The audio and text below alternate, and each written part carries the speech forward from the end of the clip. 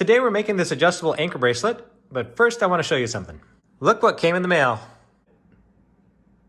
So as part of this milestone, we're going to try and do something fun. I'll explain it in just a minute. The cool thing about this paracord is it has a reflective tracer braided into the sheath. We'll start by threading in our anchor, and then we're going to fan out the end of the cord. And we're doing that because we want to have a bead that is big enough to not slip back through.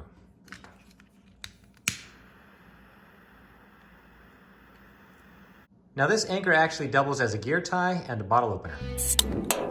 To size our bracelet, we'll take a bite of our cord, place it over the top. I'll adjust it, just eyeballing it. And then I'll run my cord along the bracelet. And this is where I want to tie my barrel knot. So let me show you how to tie this. It may give you a better understanding. If I go around my rope and then tie in an overhand knot, I get a slip knot. But it's not secure, it'll come right out.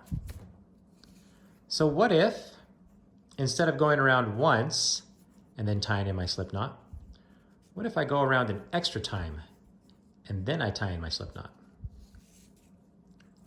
What I get is something that's much more secure.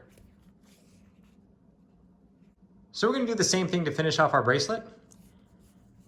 I'll take my cord and I'll go around once. And then I'll go around twice.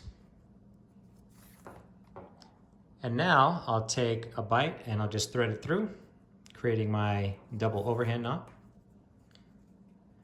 And there we have it. This thing will stay nice and secure. But I've made it way too big for my wrist. All we need to do here to adjust it is I'll take one strand and I'll push it through. And then I'll just chase the rest of the cord all the way around so that I get the length that I want. There we go. Our bracelet is looking good. We got the reflective tracers, the stainless anchor, but it's not quite done. This paracord is rated at 550 pounds breaking strength. Your wrist is not. So let's add a safety break in there. One way to make a safety break is by taking a bite of your bracelet. We'll pinch it with some pliers, and then we'll cut off this little bite here. Now what I'm going to do is take my torch and make a little welt there. Okay, there is our safety break.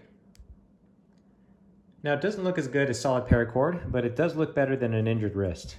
And if you get too much pressure on it, it'll pop right open. Here's another safety break option.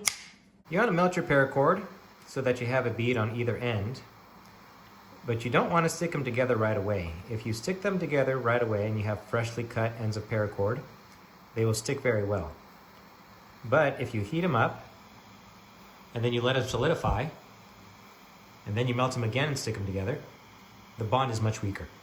This piece of cord was melted, then remelted and stuck together. It should have a much lower breaking strength. This piece of cord was melted once after being freshly cut and then stuck together. I can't even break it apart. So you don't want to do that. Okay, now for the fun part. Over the years, I've traded all kinds of things with people online. Here's a Kit Kat from Japan, Rio de Janeiro, Jamaica, Middlebury, Indiana. This is one of my favorites. They're military medals from Australia. Portland, Oregon. Here we have some artificial baking soda. I think this one came from Texas. So you get the idea. If you want to make a trade with me, I'll send you this box. Inside this box, you'll get a section of Paramax in 2 different colors so that you can practice your knots. You'll also get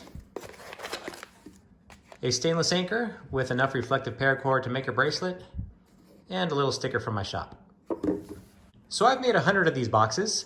I don't know if 100 of you will be interested in making a trade, but if you'd like to, that information is going to be down below in the description, and anything that comes to me will be highlighted in a future video.